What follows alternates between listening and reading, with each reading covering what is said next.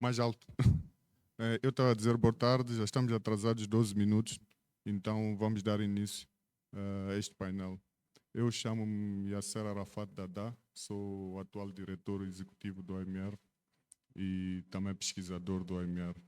E porque esta conferência não é para propriamente apresentar a mim, fui desafiado pelo diretor do IES a moderar este painel que propunha-se em refletir sobre a educação, a investigação e a produção do conhecimento nos processos de transformação social num contexto de 50 anos de independência.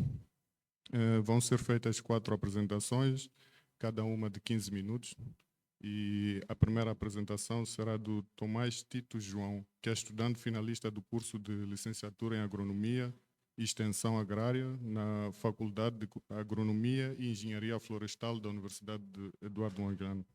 As áreas de pesquisa estão ligadas à educação ambiental, desigualdades socioeconômicas, adoção de práticas sustentáveis na pesca artesanal. Então, sem mais demoras, ia convidar o Tito João a fazer a sua apresentação.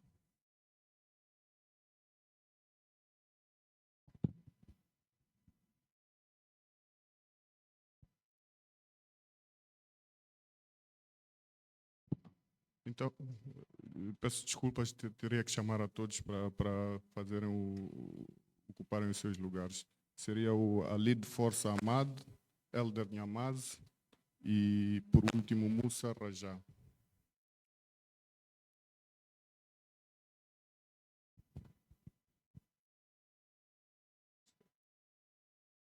Então, o Tito poderia começar a fazer a sua apresentação, por favor.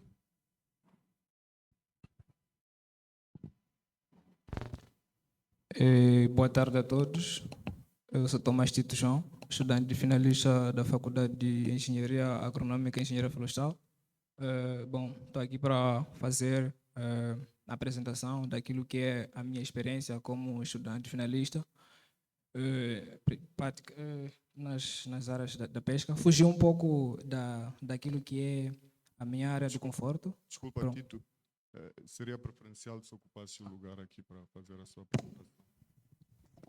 Continuando, fugir um pouco da área da pesquisa, mas aqui estou para tentar explicar aquilo que é o meu foco atualmente. Bom, estou aqui para fazer a apresentação da minha pesquisa intitulada Congestão Comunitária e Educação Ambiental na Pesca Artesanal em Moçambique, disponibilizando saberes e política para a transformação social. Bom, vamos começar com esta imagem.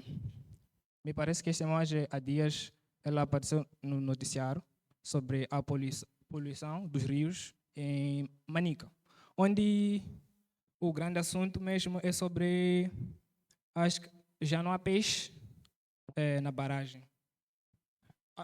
A imagem à direita, também há 6 meses, no Centro de Pesca de Costa do Sol, praticamente há escassez daquilo que são recursos pesqueiros. Olhando para aquilo que é Moçambique, por exemplo, vamos voltar um pouco para o passado. Uma vez a agenda de governação de Moçambique foi como que será o moçambicano daqui a 90, ou seja, o presidente Samuel Machel, ele teve uma perspectiva da população moçambicana em 1990, onde ele disse: temos que chegar a 1990 com uma agricultura mecanizada, temos que chegar a 1990 com problemas de alimentação ultrapassados. E hoje já temos uma outra agenda da ONU do desenvolvimento sustentável. Temos que chegar a 2030 para alcançar os 17 objetivos do desenvolvimento sustentável. Mas hoje podemos presenciar 3 cenários ou muitos cenários desses. A exploração excessiva do pescado, a utilização de malhas não adequadas e a má gestão de resíduos sólidos em todos os centros de pesca. Bom, para dizer que em Moçambique, concretamente na Baía de Maputo, podemos perceber que nos últimos 3 anos aquilo que é a exploração do pescado diminuiu. E em algum momento essa diminuição é associada àquilo que foi o impacto da Covid-19. Mas há ações que estão a causar o desequilíbrio daquilo que é o nosso ecossistema. Uma das ações que é mais debatida em dias atuais são ações antropogênicas. Para dizer que a pesca não pode ser olhada de uma forma isolada, mas também é uma atividade de subsistência, é uma atividade social e econômica. Bom, eu gostava de fazer ou seja, o nosso painel parte é a pesquisa científica, mas ignoremos um pouco a parte científica, aqui estamos para conversar. Vamos também voltar um pouco para o passado. O pescado já contribuiu com 80% daquilo que é a contribuição do PIB, mas em dias atuais o setor de pesca é marginalizado e contribuiu com apenas 2% ou menos que isso, e é menos debatido. Olhando para o que foram 50 anos de independência, podemos ter 3 cenários, que é o cenário social, econômico e ambiental, onde há sim transformação social. De 1975 até os 2025 houve sim transformação social. Isso é visível, todo mundo presenciou, está a presenciar essa transformação social. Temos cada vez mais a desigualdade, a pobreza aumentar. O que acontece? Desde 1975 até os 2025, o problema central de Moçambique é fome, pobreza, desigualdade. Cada vez mais está a aumentar. É a pergunta que eu coloquei. Até 2030, será que vamos conseguir alcançar os objetivos do desenvolvimento sustentável? Porque nem conseguimos resgatar o plano, a agenda de 1980, onde tivemos uma projeção que em 1990 problemas de alimentação serão alimentados. Bom, olhando para um pouco parte científica, podemos perceber que muitos estudos já foram feitos, muitos mesmo já foram feitos, mas esses estudos olham a pesca, ou seja, olham os estudos da educação ambiental como abordagens lineares, olham a educação de uma forma isolada, mas pouco fazem se sentir aspectos sociais, pouco fazem sentir aspectos culturais. Essa razão que eu justifico essa pesquisa, porque é tentar ver o aspecto da congestão comunitária e a educação ambiental, porque esses juntos articulados podem minimizar aquilo que são as práticas insustentáveis.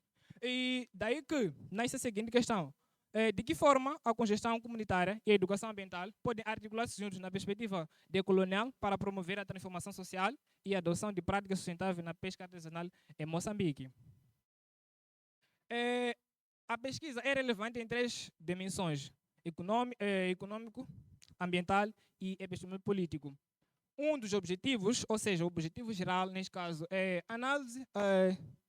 analisar como a congestão comunitária e a educação ambiental podem articular-se numa perspectiva decolonial para promover a transformação social nas comunidades pesqueiras artesanais em Moçambique. Bom, eu vou trazer um pouco aqui sobre o marco, ou seja, linha do tempo daquilo que é educação ambiental em Moçambique. De 1975, todo mundo já sabe, Moçambique foi independente. Daí, em 1995, teve o primeiro reconhecimento que o moçambicano precisa viver num ambiente sustentável, num ambiente que ele possa viver com o ambiente de uma forma harmoniosa. Bom, de lá para cá, tivemos a Constituição de 1990, tivemos algumas reformas e em 2023 tivemos a primeira conferência aqui em Moçambique sobre a educação ambiental. E em dias de hoje, a educação ambiental já é uma disciplina, a educação ambiental já é formal, a educação ambiental é praticada quase em todo o canto do nosso país. Bom, esta é a metodologia. De uma fase piloto, fiz essa pesquisa nos centros de pesca de Macaneta e Costa de Sol. Essa foi a metodologia utilizada. Não vamos aqui nos concentrar na metodologia. Bom, olhando para aquilo que são os resultados preliminares do primeiro objetivo, fragmentação do conhecimento. Os programas lineares da educação ambiental, como eu estava a dizer aqui, é vista de uma forma isolada. Aí eu pergunto, a sociologia, a antropologia, por onde que andam? Estamos a consciencializar as pessoas só em abordagens científicos, técnicos, mas a gente pouco faz sentir algumas disciplinas ou algumas entidades que possam articular juntos com a educação ambiental. Isso acaba impactando os pescadores e a comunidade locais, que, por sua vez, eles, não, por falta dessa interligação, eles não conseguem fazer as suas ações ou o seu contributo naquilo que é a consciencialização sobre algumas práticas. Excesso nos aspectos técnicos. Bom, como eu estava a dizer, que a educação ambiental em Moçambique, ela ainda é feita de uma forma técnica, onde, em algum momento, alguns procedimentos são mais centralizados. E também temos abordagens de top-down. Essa abordagem top-down, nós como investigadores, nós como professores, nós como doutores, devemos tentar, a palavra certa seria minimizar essa abordagem, porque transmitir a informação de uma forma unidirecional, em algum momento, faz com que as nossas contribuições não cheguem de uma forma eficaz. E fui olhando para aquilo que são as metodologias decoloniais. Existe sim conhecimento nas comunidades pesqueiras, existe conhecimento sim, porque os próprios pescadores, eles têm noção daquilo que é a gestão das suas atividades, mas como a gente vê que o MAP, através dos boletins, diplomas, ele já está lá estabelecido que o período de veda começa no mês X e termina no mês X. A espécie que vai ser vedada é esta e aquela.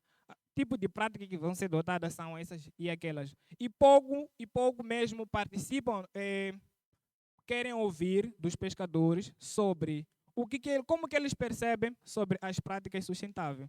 Daí que a colonialidade do poder ainda persiste, a colonialidade do ser ainda persiste, a colonialidade do saber ainda persiste, porque o conhecimento local ainda é marginalizado.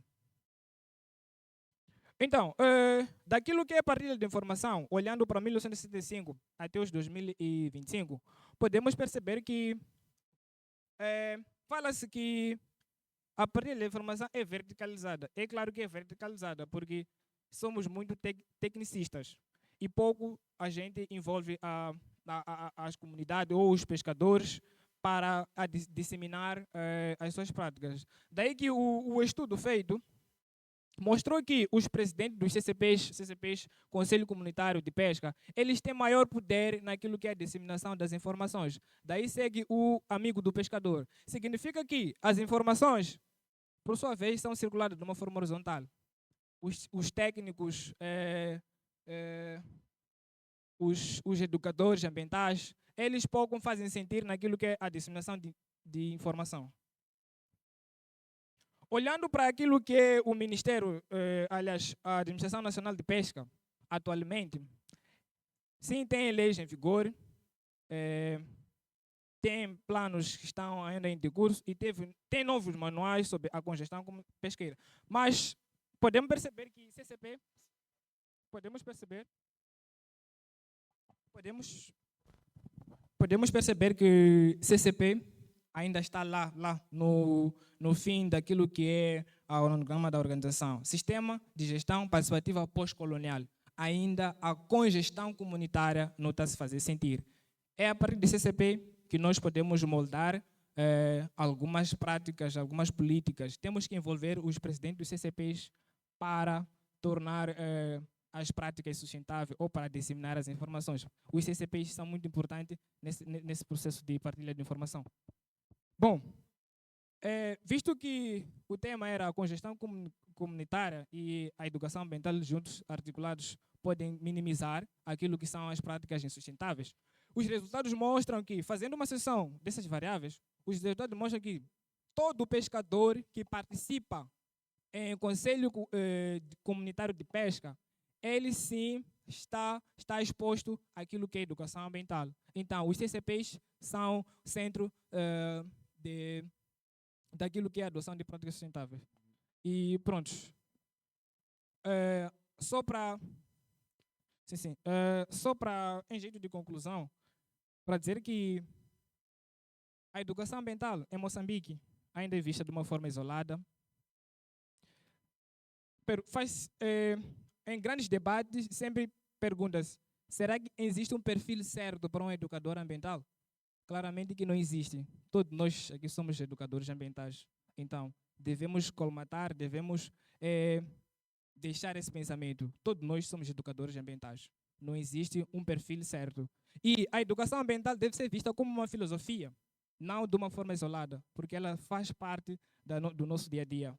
E, em jeito de conclusão, podemos perceber que, ao rejeitar o modelo da verticalização, podemos mais ter aquilo que é a boa participação da população.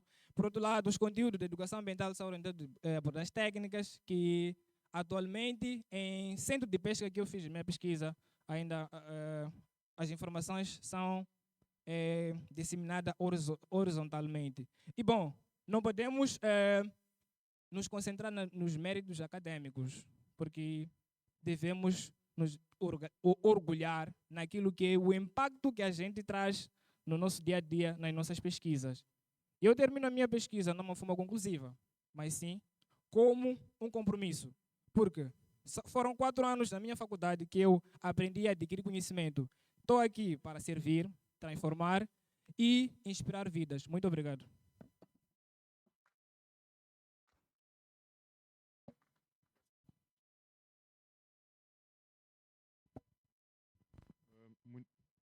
Muito obrigado, Tito.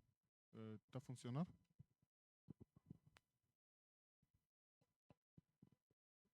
Alô? Alô? Eu estava a dizer muito obrigado, Tomás, Tito, João. Vamos passar para a próxima apresentação, que é do Alid Força Amado, que é mestrando em Administração Pública pela Universidade Eduardo Mondlane, Faculdade de Letras e Ciências Sociais. É licenciado em Administração Pública, com experiência em análise de políticas públicas, desenvolvimento local e gestão pública. As suas principais áreas de interesse incluem governação, políticas públicas, descentralização e planeamento participativo. E a pedir o Alid que ocupasse o lugar, mas que respeitasse rigorosamente os 15 minutos, porque senão compromete as próximas apresentações e o tempo de quem está do outro lado e vai querer pôr alguma questão, algum comentário, por favor.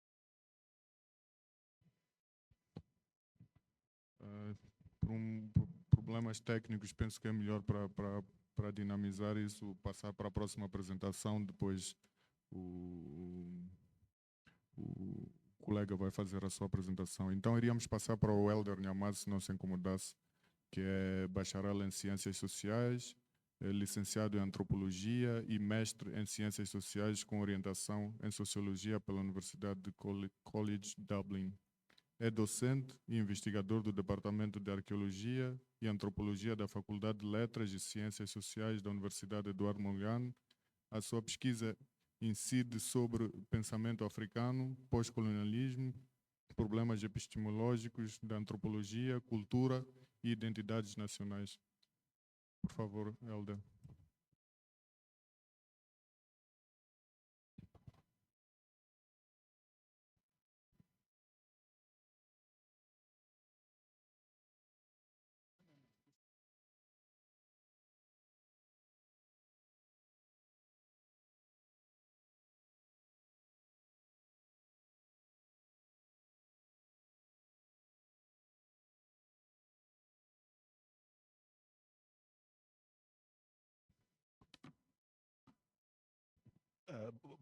Boa tarde a todas, boa tarde a todos.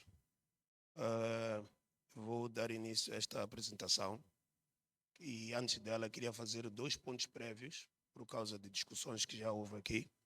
A primeira tem a ver com uma certa discussão que já existiu ontem num painel específico e talvez em alguns momentos em outros painéis sobre os partidos políticos, não só na África Austral, mas também os partidos políticos no geral. Eu acho que isto é uma nota prévia mesmo. Eu acho que nós partimos de um princípio no processo das libertações, que os movimentos de libertação eram as entidades mais certas para governar os países depois das independências. E eu acho que isso depois levou-nos a um conjunto de mal-entendidos a seguir.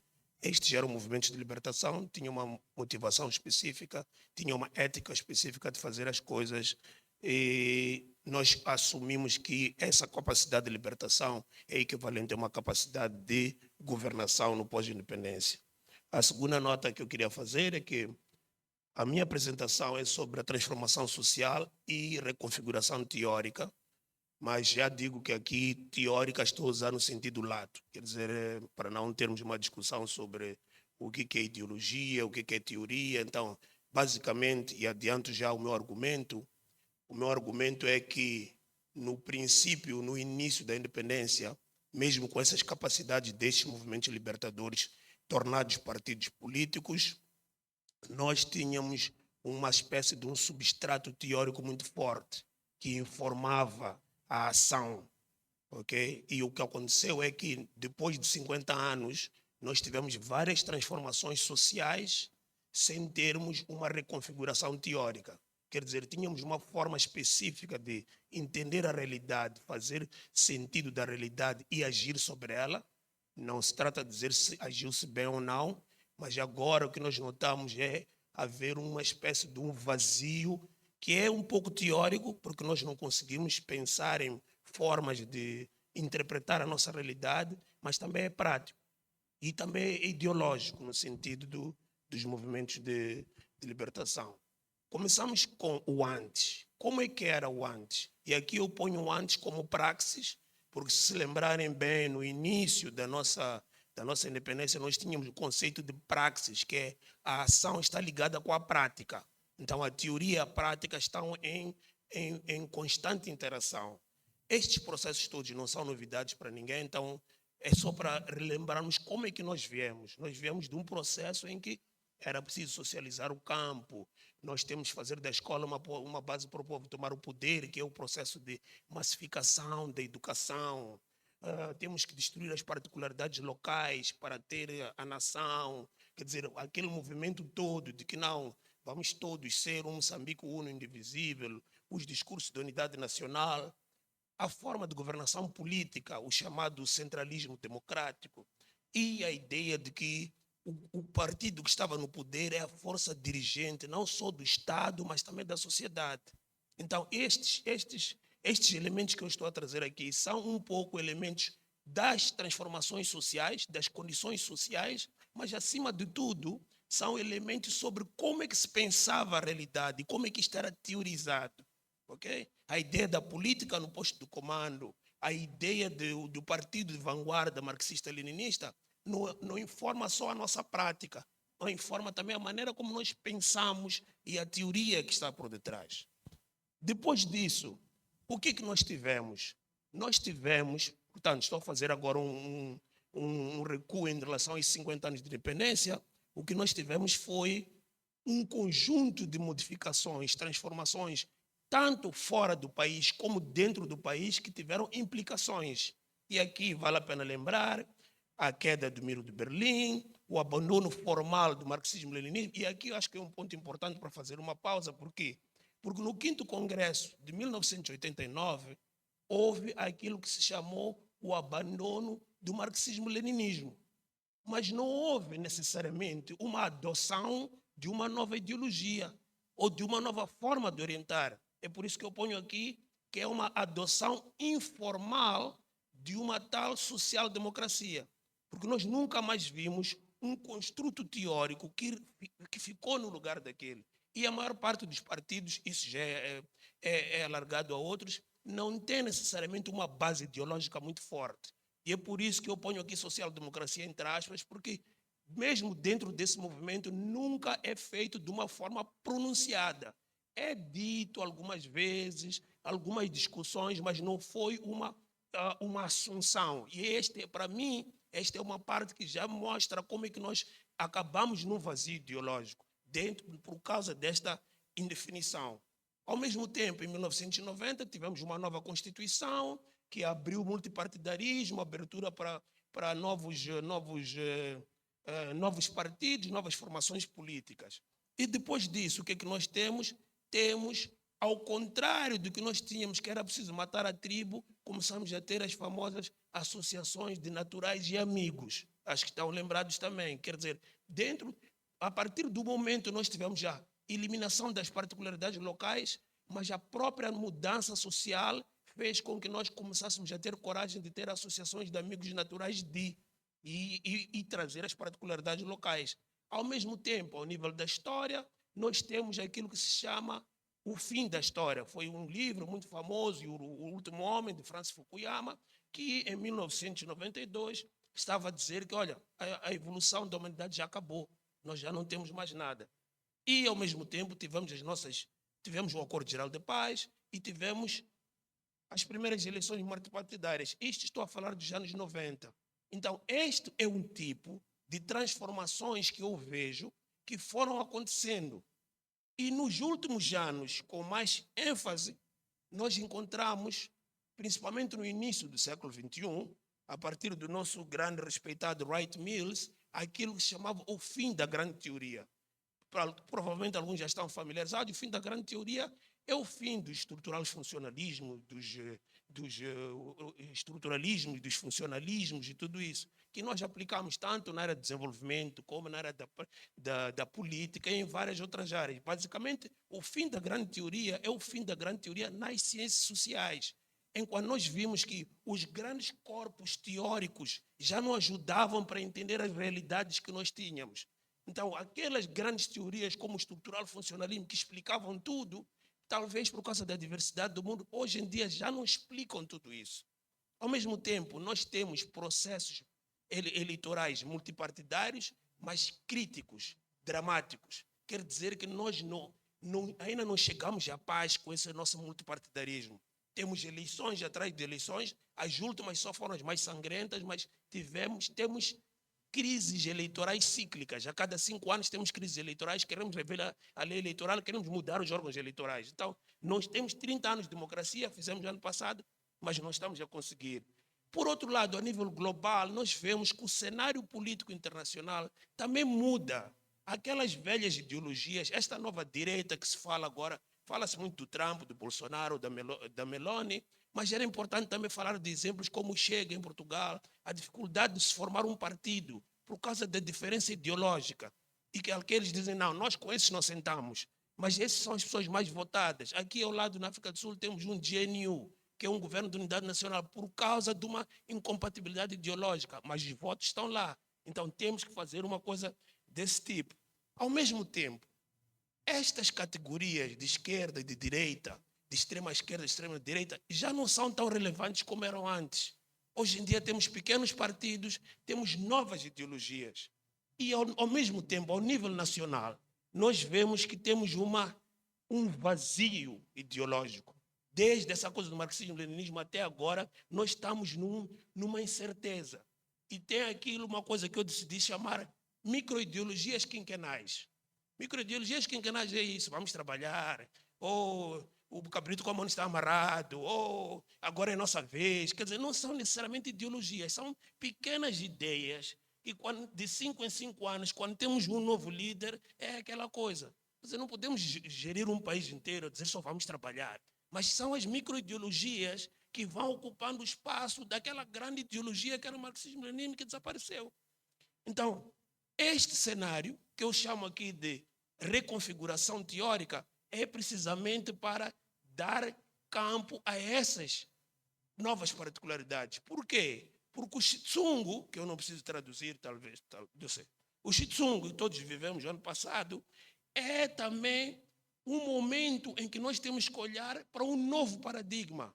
Nós já não vamos ter mais forças políticas. As nossas forças políticas, mesmo as de 94, não têm diferenças ideológicas, por assim dizer. Nós não temos debates eleitorais, porque não há debate nenhum para fazer, porque não há ideologia contrária. É só isso dizer que agora tem que ser a minha vez, porque eu nasci ali. Agora tem que ser a vez daquele, porque aquele nasceu ali. Nós não temos nenhuma ideologia. Temos uma distribuição, basicamente. Então, eu acho que esta questão e o surgimento de novos atores, quando eu digo novos atores, não estou a falar só de novos partidos, mas de novos grupos de pressão, novas formas de fazer política e novas formas de aplicação da cidadania. Então, todas essas questões levam-nos para a ideia de que, para nós pensarmos Moçambique, para nós teorizarmos Moçambique, temos que teorizar de uma forma diferente que nós viemos teorizando até agora. Eu apanhei essa ideia do grounded theory, que traduzido para português ficou teoria fundamentada, mas acho que é uma tradução infeliz. Mas a grounded theory é que nos ajuda a analisar uma realidade a partir daquilo que ela é. O Shitsungu não pode ser analisado do ponto de vista dos partidos, dos paradigmas. É um novo paradigma que nós temos. O Shitsungu foi criando-se como um fenômeno. É uma teoria que nós podemos construir a partir da recolha de dados. E ele sim vai dar aquilo que nós podemos pensar como novas opções teóricas. E por último, talvez temos que pensar nas ideias do panafricanismo de 4ª e 5ª geração, este panafricanismo do século XXI, que fala do renascimento negro e tudo isso. Então, em síntese, para concluir, o que eu queria trazer aqui é a ideia de que, apesar de 1975 nós termos ficado independentes com medidas que nem sempre foram muito populares, nós tínhamos um substrato teórico e ideológico forte. Esse substrato teórico e ideológico já não existe mais e foi ocupado por pequenas ideias muito mal estruturadas. E talvez para nós pensarmos em Moçambique daqui a 50 anos, o que é importante é que nós pensemos nas pequenas teorias, as teorias de mid-range, aquelas de pouco alcance. E muito obrigado.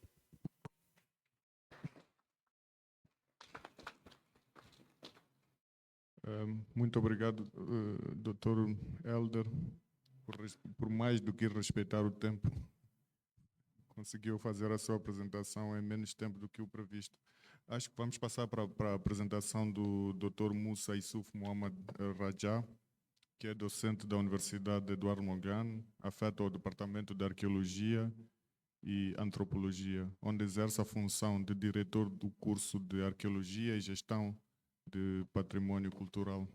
É doutorado em Arqueologia pela Universidade do Algarve, Portugal, com especialização em Geoarqueologia. Possui mais de 17 anos de experiência em docência e investigação arqueológica e desde 2009 tem também se dedicado a projetos de extensão em desenvolvimento sociocultural em Moçambique. Então, a mesma regra, doutor, vou pedir que respeite rigorosamente os 15 minutos, porque até já estamos atrasados. Obrigado. Muito obrigado. O meu tema, na verdade, é a continuidade do tema que o colega Nhamaza apresentou, mas busca mais ou menos uma discussão diferente em torno da visibilidade da arqueologia em Moçambique. Para todos os colegas que estão aqui, se calhar alguns já pensaram arqueologia é história, arqueologia é antropologia, é sociologia. A arqueologia é muito separada dessas outras áreas de conhecimento. Então, o nosso tema busca discutir os passos que a arqueologia em Moçambique levou esses últimos tempos, mas também trazendo algumas abordagens sobre o desenvolvimento. Os passos que a arqueologia leva em toda a parte do mundo nos últimos tempos está intimamente relacionada com a questão dos desafios que são alimentados pelo pensamento crítico, sobretudo a questão do papel do sujeito, o sujeito, neste caso, o arqueólogo, face à questão da problemática da inteligência artificial. O nosso papel cada vez mais fica ameaçado e é nesse sentido que eu, neste trabalho, pretendo trazer algumas abordagens, sobretudo o nosso papel como arqueólogo dentro do contexto moçambicano, qual é o nosso contributo, e tenho aqui uma parte da estrutura da apresentação. A arqueologia nos últimos 100 anos foi ganhando algum espaço na arena internacional, sobretudo no panorama das ciências sociais e humanas. Procurou sempre trazer um debate equilibrado, adaptou os seus métodos e técnicas à realidade factual do facto, nesse caso do campo, criou condições para uma interação contínua e necessária com as ciências sociais e da terra, especificamente para o caso de ciência da terra, a geologia. Para o contexto moçambicano, a grande questão que se debate tem a ver com o papel da arqueologia e o desenvolvimento. E neste caso, nós nunca problematizamos isso como academia, e nestes encontros, em algum momento, podemos colher algumas ilações a partir dos que estão aqui. Este é o conteúdo da conversa.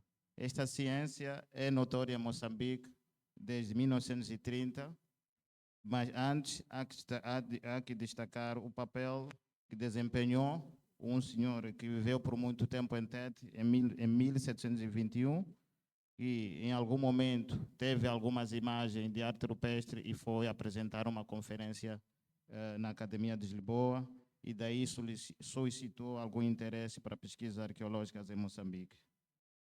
A arqueologia também, para o caso, depois da independência, tivemos alguns registros muito evidentes, desde os trabalhos de alguns colegas do Departamento de Arqueologia e Antropologia, é de destacar o caso da professora Paula Menezes e mais outros investigadores que passaram por lá. E desde esse período, depois da independência, fomos notando algumas discussões que são em torno da questão da identidade, a questão da nossa origem, a questão dos espaços que nós encontramos dentro do contexto moçambicano. Sobretudo as discussões em torno das comunidades banto e as discussões em torno da nossa a regionalização da indústria que nós encontramos aqui em Moçambique, o caso da indústria da Idade da Pedra. E também, na fase da pós-independência, encontramos algumas discussões que têm a ver muito mais com as questões relacionadas à legislação moçambicana. Em 1988, tivemos a primeira notoriedade da arqueologia, quando se lançou uma lei que tem a ver com o patrimônio cultural, a Lei 10/88, de 22 de dezembro, que define e estabelece a proteção do patrimônio cultural do país, que abrange bens móveis e imóveis de relevância para a identidade moçambicana, incluindo monumentos, sítios arqueológicos e edificações históricas. Esta legislação foi complementada por outras legislações que vieram depois.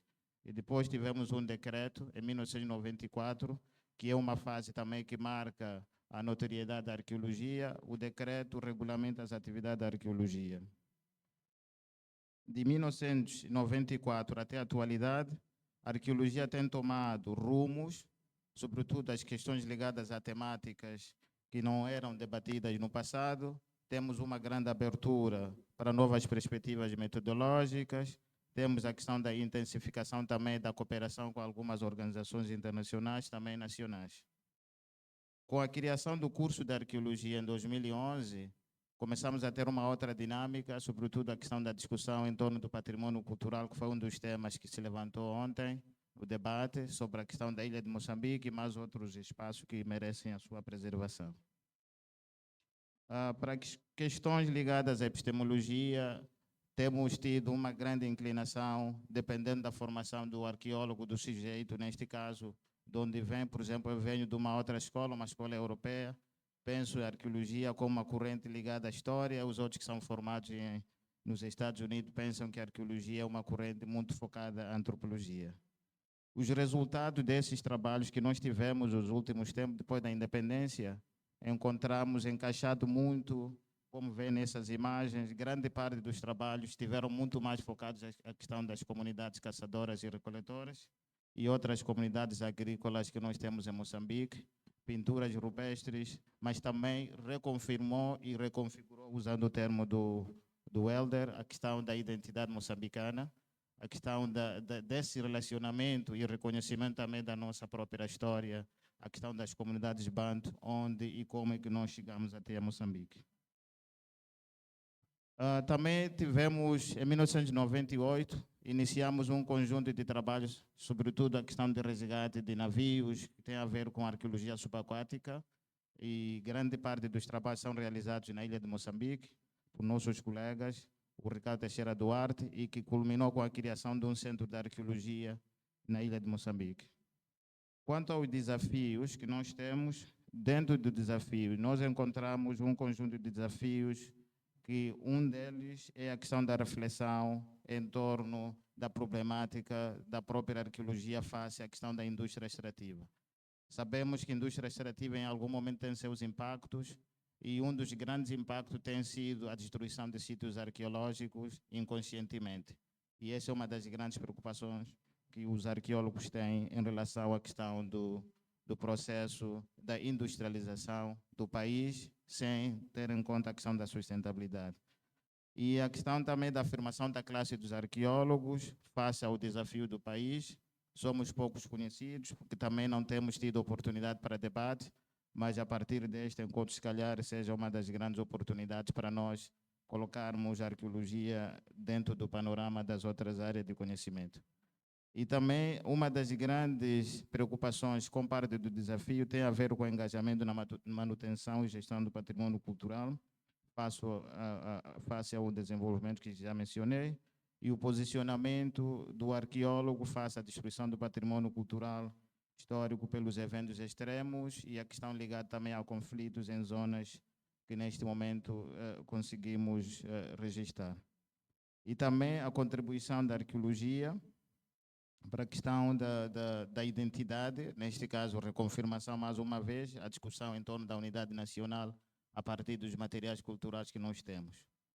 E ampliar o campo de conhecimento que se estende mais para questões ligadas às alterações climáticas e a discussões em torno da destruição do ecossistema, tanto costeiro como o interior.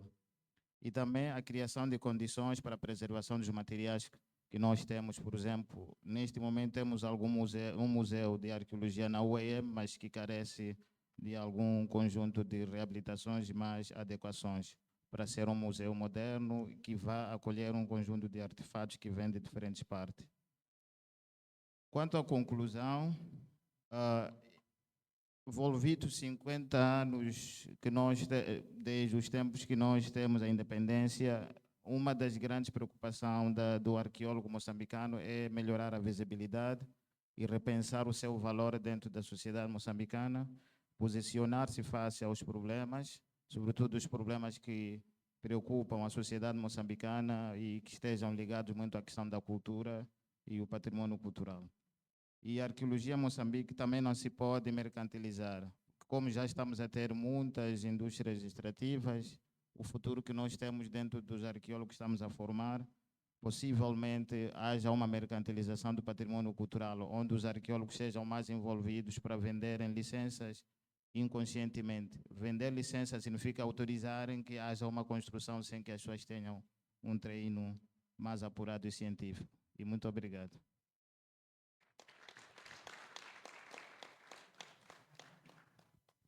Obrigado, Dr. Moussa Issoufou Momad Rajá. E para uma segunda tentativa para o Alid Amad, para o Alid Força Amad, por favor. Devia ser dessa.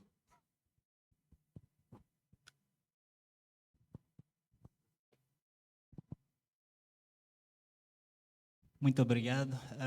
Bom dia, boa tarde a todos. É uma honra partilhar esta reflexão nesta conferência do IES.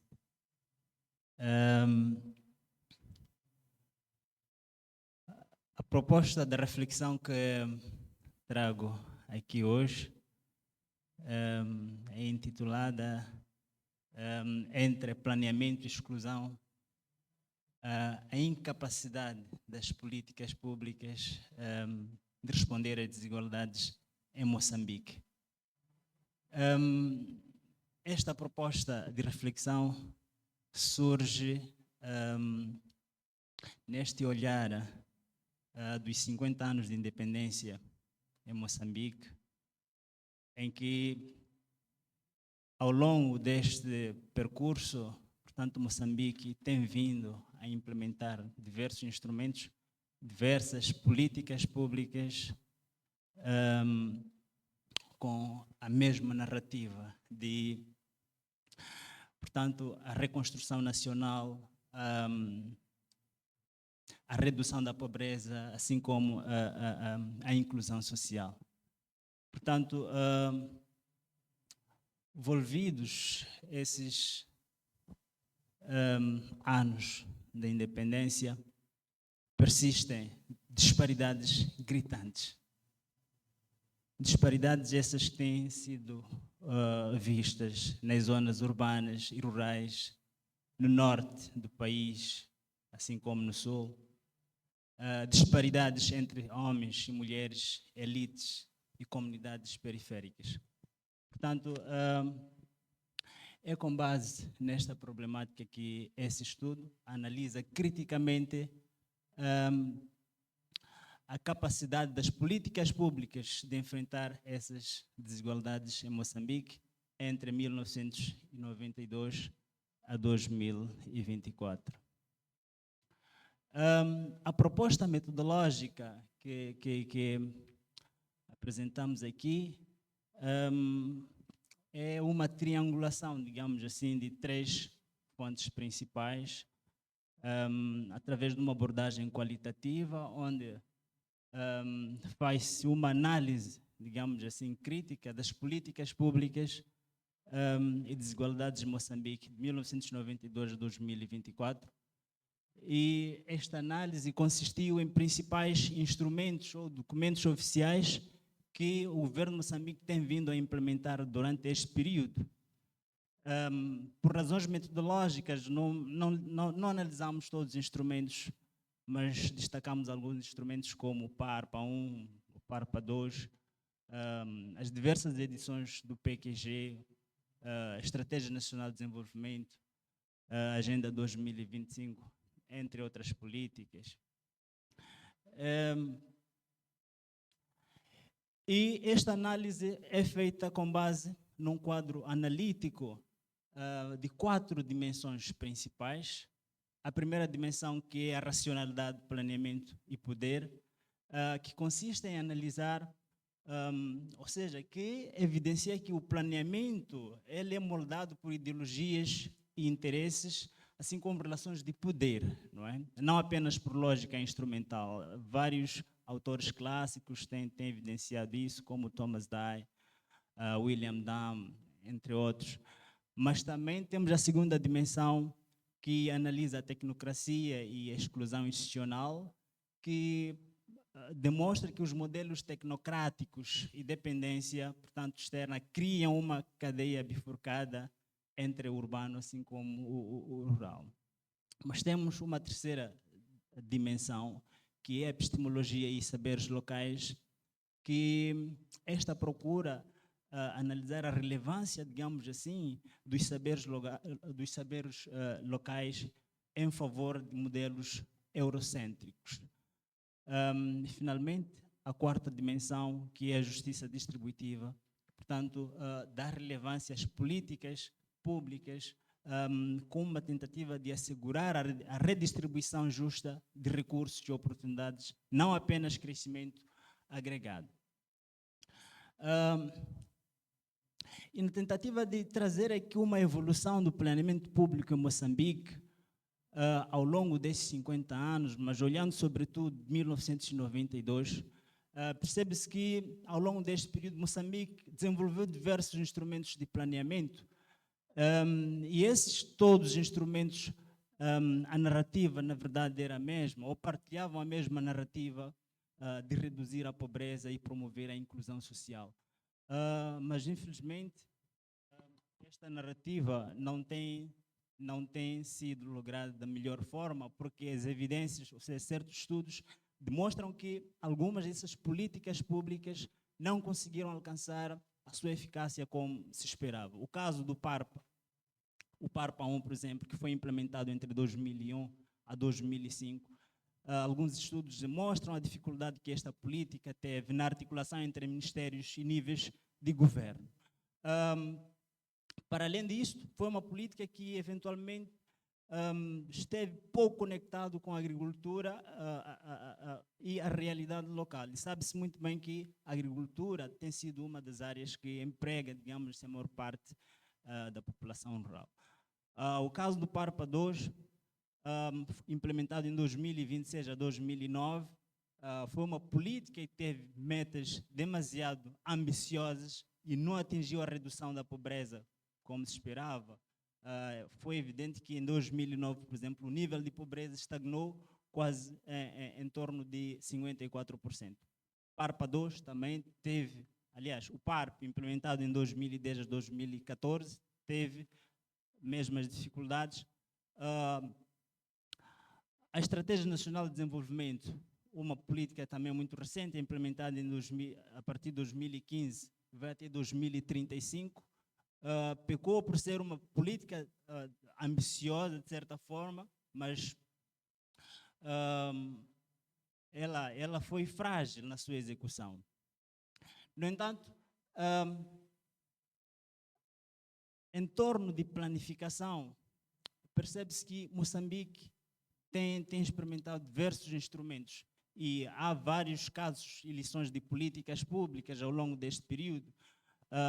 No período 1999 a 2011, implementou-se o PROAGRE. No período 2007 a 2010, implementou-se a política da Revolução Verde, em que muitos camponeses, por exemplo, deixaram de produzir produtos de subsistência, produzindo produtos de investimento que, na verdade, não tinham mercados para onde colocar esses produtos. Tivemos o caso do FDD, o famoso 7 milhões, que também teve falhas graves de transparência. O programas habitacionais, o exemplo concreto da Casa Jovem, que tem demonstrado falhas gritantes.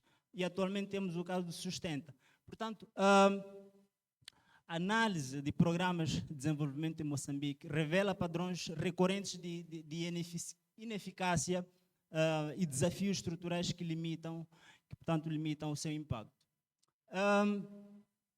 E as evidências revelam que a incapacidade dessas políticas públicas de concretizar aquilo que são os seus resultados tem algumas implicações que levam, por exemplo, uma população em situação de pobreza multidimensional. Se formos a ver, no período 2000 a 2015, o PIB de Moçambique situou-se apenas em 7%. E a pobreza rural situou-se em torno de 63%, e a pobreza urbana em 32%. Por outro lado, apenas 60% de investimento concentrou-se na Zona Sul e na Zona Sul do país, o que demonstra esta discrepância, essa disparidade e desigualdades, portanto, de investimentos. E, apesar desse discurso de centralização que eventualmente tem se notado ao longo deste período, a estrutura do Estado moçambicano continua altamente centralizada. Vejamos só o nível de distribuição dos investimentos, assim como a aplicação das despesas. Somente 7% das despesas é que são aplicadas ao nível do distrito e 16% ao nível provincial, enquanto que a maior parte dos investimentos, assim como as despesas, situando-se em 77%, estão localizados ao nível central. Desculpa. Esta discrepância traz algumas consequências graves. Entre elas, temos o caso, por exemplo, do fosso de accountability entre cidadãos, assim como o Estado. Há decisões cruciais que estão concentradas em Maputo e a descentralização mais como retórica do que prática. E, apesar, portanto, deste discurso de descentralização, os dados, portanto, revelam que quase 4 em cada 5 meticais continuam controlados em Maputo. E a autonomia financeira provincial e distrital, ela é mínima. Falando sobretudo da epistemologia em disputa, apesar da relevância, digamos assim, dos saberes locais, tem sido notado que ao longo desses 50 anos esses saberes locais não têm sido valorizados no seu verdadeiro sentido. Vejamos, a agricultura familiar que emprega 70% da população ativa, ela não tem merecido o investimento como tal. A medicina tradicional, que também a maior parte das famílias tem recorrido, quase 40%, não tem merecido, digamos assim, os recursos adequados para o efeito. Contrariamente da exploração de recursos que tem sido privilegiado em detrimento desses outros saberes locais. E no que concerne à justiça distributiva, tem sido evidente que há uma discrepância muito enorme, visto que existem disparidades, portanto, em termos de investimentos. A concentração, por exemplo, de 60% de investimento público em 3 províncias do Sul, a pobreza multidimensional, o desemprego juvenil acima de 50% nas periferias urbanas, e existe esta fragilidade redistributiva, não é? Evidenciando, portanto, a ausência de sistema fiscal progressivo e fraca captação de receitas. Portanto, são 4 fatores estruturais que explicam essa exclusão. Entre elas temos a centralização do poder, o planeamento tecnocrático, demonstrando que políticas públicas desenhadas por técnicos e consultores muitas vezes externos, né? As políticas públicas são desenhadas no Maputo e por consultores externos que não conhecem muitas das vezes as realidades, digamos assim, locais. A captura por elites, onde grupos políticos, assim como econômicos, controlam o acesso de recursos, contratos, assim como oportunidades. Assim como a dependência externa. O nosso país tem sido, ao longo deste período, tem dependido fortemente, digamos, do financiamento externo, dos doadores, assim como os bancos multilaterais, o que eventualmente condiciona a elaboração, assim como a implementação das políticas públicas. Em termos de conclusão, percebe-se que o planeamento público em Moçambique, embora formalmente robusto e tecnicamente sofisticado, não reduziu a inclusão, não se traduziu, digamos assim, em inclusão efetiva. Isto porque persistem ainda estruturas de centralização, dependência externa e captura por elites que transformam o planeamento num mecanismo de reprodução de desigualdades. E, portanto, essas discrepâncias nos levam a um questionamento incontornável, que não vamos responder aqui, eventualmente, a esse questionamento, mas será o Estado capaz de se reinventar ou deslocando-se de produtor de exclusão para promotor efetivo de justiça social e territorial? Portanto, o futuro desenvolvimento depende, eventualmente, da resposta desta pergunta. E muito obrigado. Termino por aqui. Obrigado, Ali de Força Armada. Vamos passar rapidamente para as perguntas e respostas. Só nos restam 18 minutos. E ia pedir mesmo que cada um que fizesse a pergunta, vamos fazer uma ronda de 3, depois resposta, mas ia pedir que cada um respeite um minutinho de pergunta, que seja direto para darmos oportunidade deles responderem e termos o maior número de perguntas possíveis. Vi ali uma primeira mão.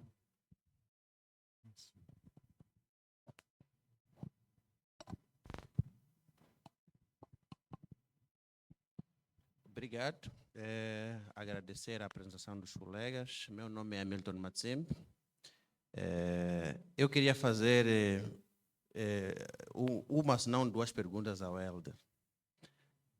Porque me pareceu que a apresentação dele veio numa tendência de uma espécie de... Afinal, quem cria a ideologia? Não é que é este substrato que nós já perdemos. Quem cria a ideologia? A segunda é, estaremos a falar de ideologia nestes 50 anos ou estaremos a falar de alguma coisa que pelo meio começou a divergir? Estou a falar aqui do contrato social. Não é? É ideologia ou o contrato social? Porque quando fomos à luta de liberação nacional, tínhamos um propósito, e é este que nos guiou durante os 10 anos, mas de repente, a partir de 76 para frente, começamos a ter problemas. Então, estamos a falar de ideologia. Quem cria a ideologia? Quem criou a ideologia? Ou estamos a falar daqui de um projeto de nação vamos lá, agenda comum como nação? Então, são essas duas questões que eu queria que reagisse. Bom dia, boa tarde, aliás. Obrigada, vou ser direta. A minha primeira pergunta vai para o Dr. Helder Nhamazi. E consiste em saber, no meio desta proliferação destas microideologias políticas, como mencionou, qual é o papel da academia e do antropólogo, em particular, que sei que é a sua formação, no meio disso tudo, não é? E a outra é para o Walid, e estende-se, se calhar, para os outros painelistas também.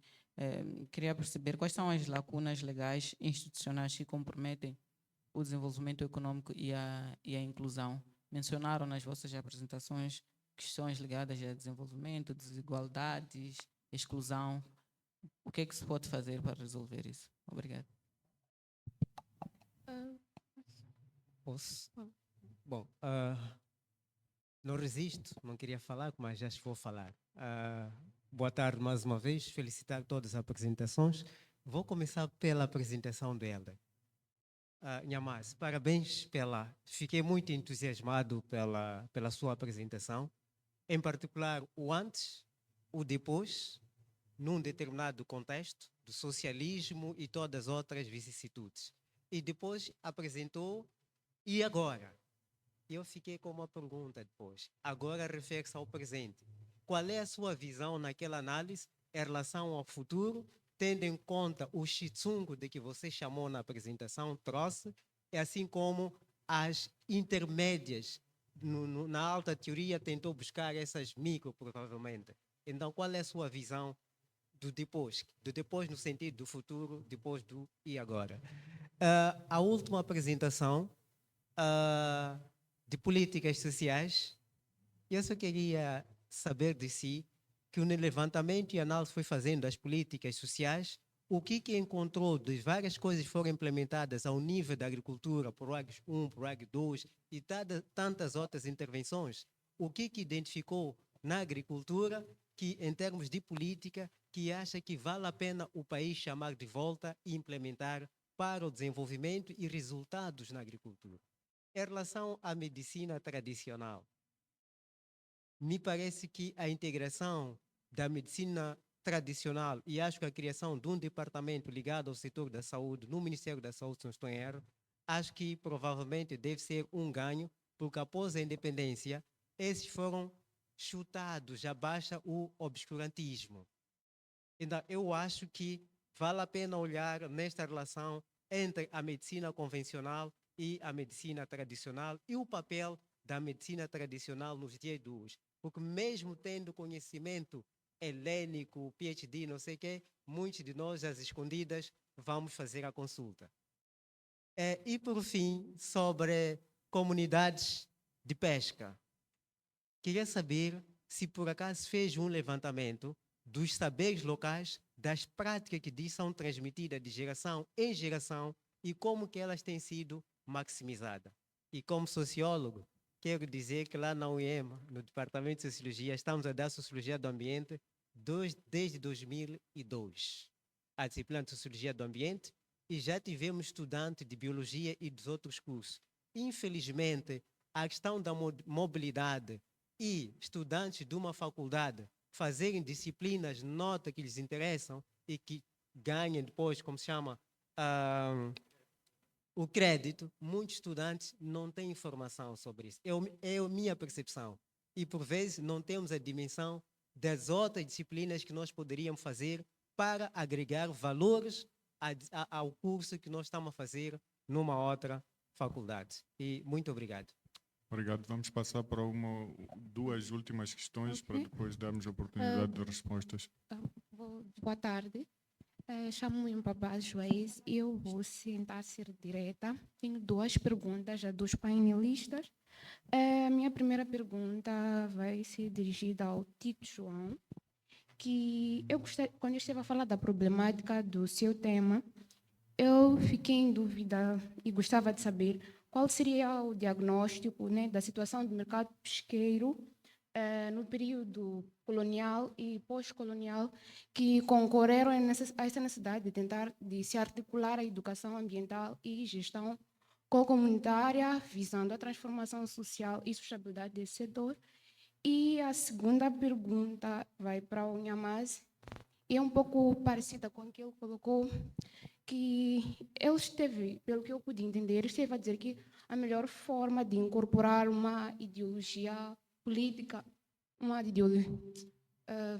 teoria ideológica, num sistema político, é por meio da recolha de dados. Só que eu tenho uma preconcepção que quem faz uma ideologia política são os partidos políticos e não os agentes sociais de um país. Então, essa recolha de dados, se fosse para ser feita, nesse caso, numa situação, seria feito a nível dos partidos políticos ou a nível de todos os cidadãos de um país? Obrigada. Vamos passar para a última questão. Sim, Nazir Ibrahim. Eu vou colocar uma pergunta aqui ao Alide. Este problema de... Estou aqui, Alide. Pode falar um pouco mais alto? Sim, este problema de políticas descontextualizadas e que são elaboradas a partir de orientações de doadores e financiadores externos é um problema que existe em toda a área. Eu tenho trabalhado sobre políticas educativas e as questões são parecidas, não é? E a minha questão é a seguinte: depois de vocês, depois do Alide no estudo ter analisado os vários documentos, quais são as pistas de soluções para estes problemas que o Alide pode avançar? Temos uma última questão, depois vamos ter a oportunidade. Pode falar. Já está há muito tempo? Estou inscrito há bastante tempo. Pode. Ok. Vou tentar ser rápido. Parabéns às apresentações bastante interessantes e provocativas. Do Tonho mais muito elucidativa também, né? Aprendemos bastante. Eu tenho uma questão que é um pouco talvez parecida, mas contrária ao que Nhampoca colocou, que é, por um lado, de onde começamos a fazer isso. É verdade que mostra algumas pistas de Tsungo, mas de onde? E o que é que podemos aprender do passado, né? No lugar de pensar o futuro, mas o que é que nós podemos aprender do passado para reconfigurar teoricamente, né? Acho que é muito interessante isso. Tomusa, duas questões. Uma é sobre o que avançou em termos epistemológicos na arqueologia, né? Das pesquisas que eu tenho feito, encontro bastante produção arqueológica, não é? Que é feita desde o período do Centro de Investigação Científica de Moçambique, né? Acho que há bastante coisa.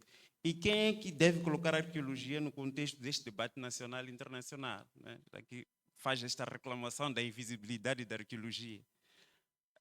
Para o Alid, acho interessante a sua pesquisa. Eu tenho fundamentalmente 3 perguntas. Uma é por que acha que essas políticas falharam de redução à pobreza? Não é? Qual foi a sua metodologia? Não percebi. E que efeitos essas políticas que foram implementadas tiveram efeitos provavelmente não previstos, não é? Fez uma crítica à lógica racional, não é? Mas acho que, no fundo, você acabou capturado por ela, porque poderia ter explorado esta componente dos efeitos não previstos destas políticas, porque elas produzem coisas. O que é que essas políticas produziram? Essa seria a minha questão. Vamos passar para a última questão ali no fundo e depois... Obrigada. Eu vou falar um pouco sobre prática e não sobre teoria. E a minha pergunta é para Tomás. Helga falou sobre a transformação social. Eu estou preocupada com a transformação social da vida dos pescadores e dos camponeses. E a minha pergunta é como é que os pescadores podem enfrentar o roubo de seu acesso à pesca. As minhas da área passada, areias passadas, vai destruir a costeira lá em Gaza e em Iban, e o total vai fechar a zona de costa e não vai permitir aos pescadores fazer a pesca. Então, qual é a solução deste grande desafio para os pescadores? Obrigada. Obrigado. Então vamos passar para uma ronda de respostas. Vamos dar pelo menos 2, 3 minutos cada um, porque já estamos em cima do tempo mesmo. Se calhar começava logo pelo Helder, que está aqui próximo, e seguia... Ok, muito obrigado pelas perguntas. Essas são inquietações que contribuem para as minhas inquietações. Na verdade, eu tenho algumas vezes deixo pistas e tudo isso. Então, já posso entrar logo para a pergunta que tu me fizeste sobre como é que o antropólogo ou os académicos situam-se. Académicos, por uma questão de vocação, eles interpretam, estudam a realidade. Claramente, numa perspectiva, como já foi trazida aqui, de ação participativa ou pesquisa-ação, é possível que eles também se engajem ou tenham também as suas próprias inclinações. Mas eu acho que o diagnóstico, esse levantamento sobre em que fase que nós nos encontramos, é talvez o primeiro caminho para discutirmos já estas pistas. O Hamilton Matsim perguntou-me quem cria ideologia. Eu queria brincar com ele, dizer que é o Departamento de Trabalho Ideológico.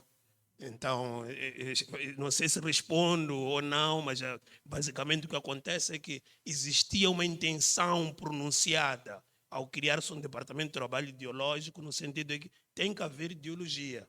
Porque fora disso, e indo logo para outra pergunta que foi colocada por si, fora disso, a ideologia é algo espontâneo. Basicamente, nós como indivíduos, nós temos a nossa própria ação e damos significado à nossa própria ação. Não no sentido da ideologia necessariamente no campo político, em que diversas forças deviam estar a trazer ideias diferentes sobre como seguir as nossas políticas públicas, mas de uma forma individual nós temos prática, fazemos o que fazemos e damos significado às nossas próprias ações. Então, este aqui é um dos dilemas. E eu acho que o ponto que o Matsimbe levantou também é importante no sentido em que o contrato social, como nós conhecemos, ele isto é uma conversa para um pouco mais de tempo. Por quê? Porque toda a apresentação que eu vi que a Força está a fazer, ele baseia-se numa ideia do contrato social vigente. Apesar dele perguntar no fim se não é melhor reinventar o Estado, porque basicamente o nosso Estado foi tomado. Nós não temos aquele, como é que eu posso dizer, o contrato como foi feito. Foi destruído e foi capturado por elites. Mas como eu estou a dizer, isso é conversa para mais tempo. Mas basicamente não temos esse Estado e é um novo contrato. O contrato social novo é definitivamente a coisa que nós precisamos. Eu queria pegar mais uma aqui, respeitando o tempo, sobre essa questão da recolha de dados. A ground theory, voltando outra vez a essa questão, a função de académicos, e sobretudo agora, tipo, quando falam do Shitsungo, a minha função como professor é conseguir dar pistas para os meus estudantes analisarem a realidade moçambicana sem se perderem a usar instrumentos teóricos e conceptuais desajustados. Então, hoje em dia, é importante nós dizermos aos novos estudantes de sociologia, de antropologia, de ciência política, que é bom termos cautela com essas grandes teorias, porque elas já não estão adaptadas para a nossa realidade. Então, acho que parte do nosso papel também é trazer essa conversa e fazer essa ideia, que não podes pegar estrutural função. O Shitsungo foi um movimento espontâneo, ao mesmo tempo muito violento, muito dramático e num espaço de tempo muito curto.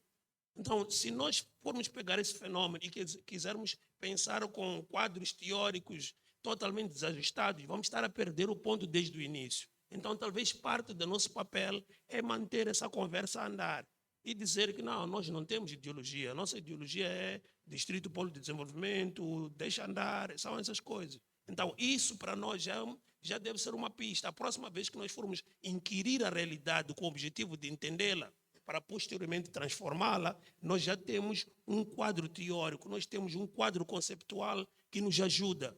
Não podemos deixar alguém ir de botas para a pesca, porque as botas não lhe servem a nada no mar. Obrigado. Obrigado, Helder, pelas duas questões que lançou. A primeira tem a ver com o avanço em que a arqueologia tomou nos últimos tempos, quanto à parte da epistemologia.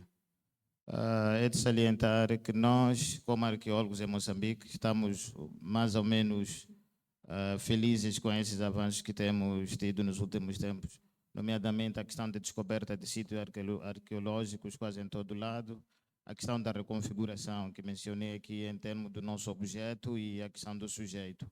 O arqueólogo adaptou-se à realidade, o nosso contexto geológico em Moçambique é diferente, então em algum momento temos de ir a algumas zonas com muita dificuldade em termos da formação geológica. Então o arqueólogo moçambicano adaptou-se e construiu um conjunto de métodos específicos para o efeito. E para a componente da parte que coloca aqui em relação à visibilidade, a visibilidade depende de todos nós. Eu não colocaria que a responsabilidade do arqueólogo, do Departamento de Arqueologia e ao Estado moçambicano seria quase a todos nós. Temos de reconhecer que temos um passado, temos de reconhecer que existe também uma ciência que estuda esse passado longínquo e cabe a nós, cientistas que trabalhamos nessa área, também divulgarmos. Essa é uma outra parte que é a nossa responsabilidade, partilharmos o conhecimento, engajarmos a comunidade e envolver a todos que estão, nesse caso, que têm sido úteis para o nosso trabalho, nomeadamente a comunidade. E existe uma questão, uma área de conhecimento chamada arqueologia pública, que é a interação entre nós com a comunidade, envolvimento da comunidade aos nossos trabalhos e partilha do conhecimento, explicação do conhecimento que nós temos da arqueologia com a comunidade, e a comunidade também nos explica sobre o significado simbólico, cultural dos materiais que nós encontramos ao longo das escavações. Então é a responsabilidade de todos nós. Obrigado.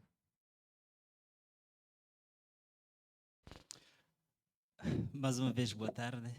Muito obrigado pelas questões que me foram colocadas, que vão servir de base também para aprofundar esta pesquisa. São essencialmente 4 questões. E a primeira, que a prezada gostaria de saber as lacunas, digamos assim, que comprometem o desenvolvimento.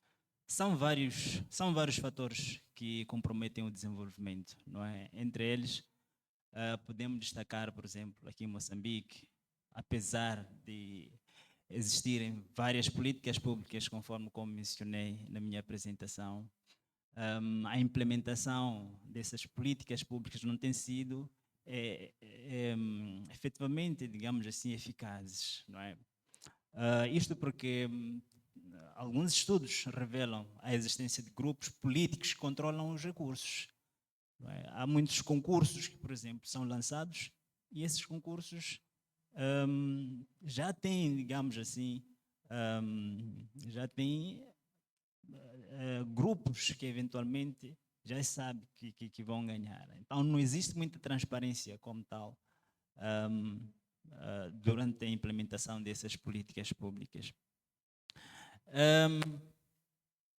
Para além disso, há necessidade, digamos assim, de criar mecanismos de participação efetiva das comunidades durante a auscultação, assim como a implementação das políticas públicas, que não tem sido notado, o que, na verdade, influencia também na fragilidade da maior parte dessas políticas públicas. Aproveitando responder a pergunta que me foi colocada sobre as pistas e soluções que podem ser avançadas, essa é uma das pistas. Em teoria existe, digamos assim, uma descentralização, mas essa descentralização não é efetiva. Há necessidade de envolver as comunidades locais na definição e na escolha das suas prioridades, o que eventualmente não tem sido notório atualmente. Os saberes locais são importantes. Sabe-se que a medicina tradicional, ela existe, mas até que ponto os recursos do Estado têm sido investidos para a melhoria desta medicina tradicional? Quais são os recursos que são direcionados a este campo? É uma das lacunas que, portanto, existe. Formalmente isso existe. Ou seja, as nossas políticas públicas, elas são sofisticadas, elas são robustas, mas a grande fragilidade está mesmo na sua implementação.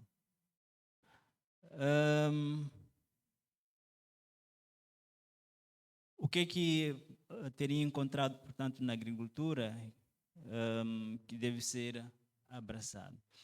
O maior problema das nossas políticas públicas, eu penso que não são as ideias importantes que existem lá, mas se existe essa captura de elites, eventualmente isto vai criar toda a fragilidade na sua implementação, porque os recursos necessários que deveriam ser direcionados para um determinado setor, para uma determinada área, eventualmente serão desviados, não é? Não alcançando o objetivo principal. Então, há necessidade de uma implementação, digamos assim, eficaz das políticas públicas. Isso depende da vontade política, da vontade técnica também para o efeito. E muito obrigado. Bom, vou começar a responder a tua questão. Nem é questão de desmerecer, né? Mas na Faculdade de Agronomia e Engenharia Florestal, concretamente no curso de Agroeconomia e Extensão Agrária, lá temos muitas cadeiras relacionadas com aspectos sociais. Temos a liderança na extensão agrária, temos sociologia agrária, temos a adoção de tecnologias. Essas cadeiras, por mais que sejam cadeiras, também têm um impacto, né, naquilo que é o nosso currículo. Então, falar que... Eu sei que já existiram estudos que falam sobre prática sustentável, pesca, sociologia aqui e aí, mas não quero desmerecer. Em algum momento há uma necessidade, né? Por mais que seja novo ou você não tenha capacidade suficiente de falar como sociólogo, a leitura, a revisão bibliográfica, os estudos feitos, o nosso dia a dia, isso também pode ser utilizado para ter uma bagagem sobre alguns aspectos sociais. Bom, respondendo a outra questão sobre o conhecimento local, de práticas passadas de geração a geração, vou te contar uma experiência que eu tive quando estavam acolhidados. Bom, isso foi no centro de pesca de Macaneta. Chegado lá, acompanhado dos técnicos, a temperatura estava muito ótima. A atividade de pesca ela depende da temperatura, quando o mar está bom ou não. Pronto. Fui ao campo, chegado lá, não consegui colher dados. Isso não foi um dia só, foi 4 dias. Isso porque foi a junção da água salgada e água doce. Um dos pescadores explicou-me. Aquele fenômeno faz com que o mar zangue. É assim como eles dizem. Quando o mar zanga, ninguém vai se à pesca. Mas aquilo cientificamente não está... acredito que esteja. Eu não fiz as pesquisas até lá, mas tentei falar com pescadores mais experientes ou mais velhos. Eles explicaram. E outra coisa, sobre o vento, a direção do vento, eles conseguem, sem ter nenhuma indicação técnica, eles conseguem dizer que não, o vento vai para esse lado, não podemos fazer a pesca, há um perigo. Mesmo quando estamos a falar das agrofrias, normalmente quando há agrofrias, eles conseguem perceber que não, há espécies novas nesse nosso centro de pesca. Mesmo quando temos a água quente, eles conseguem ver que não. Aqui também há... Hoje podemos tirar peixe X e peixe Y. Mas isso em algum momento não está registrado. Se a gente for olhar naquilo que são as pesquisas, podemos perceber que ir uma vez... de acordo com o meu estudo, eles disseram-me, ir uma vez à pesca. Isso eu fui ensinado com meu avô aqui. Basta você ir uma vez. Aquilo eles consideram sustentável. Porque eles também dizem que o maré não é a mesma coisa. Porque já em dias atuais a quantidade de captura ela é reduzida. Mas há 10 anos, há 30 anos, a quantidade não era a mesma. Isso porque aumento de número de pescadores.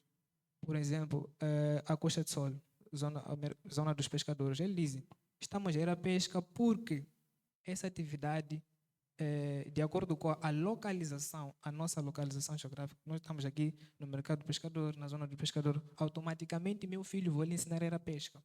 Isso vou passar de geração em geração. E outra coisa, sobre... Tito, ia pedir que fosse mesmo resumido. Exato. Já estamos fora do tempo, por favor. Tá bom.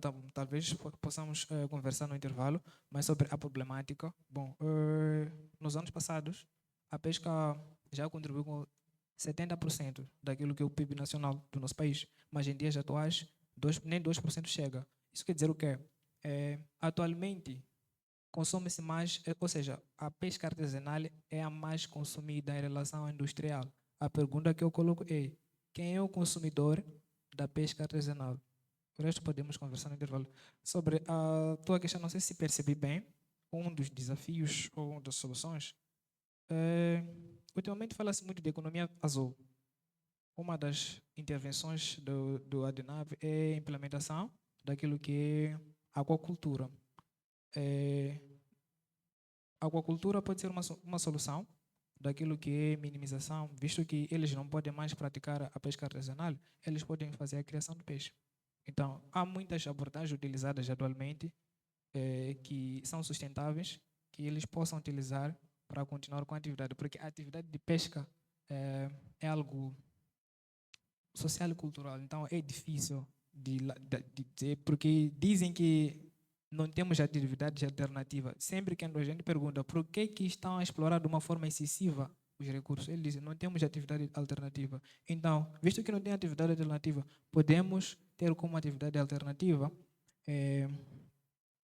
trazer essas componentes da aquacultura, entre outras atividades que sejam sustentáveis em pouco curto, em um período curto, porque eles olham também para aquilo que são as vantagens relativas. Ele não vai fazer uma atividade morosa, que ele leve muito tempo para ter aquilo que é o seu ganha-pão. Então, atividades de curto prazo podem ser uma solução para eles continuar com as suas atividades e minimizar aquilo que é a pobreza e um pouco de desigualdade. Obrigado.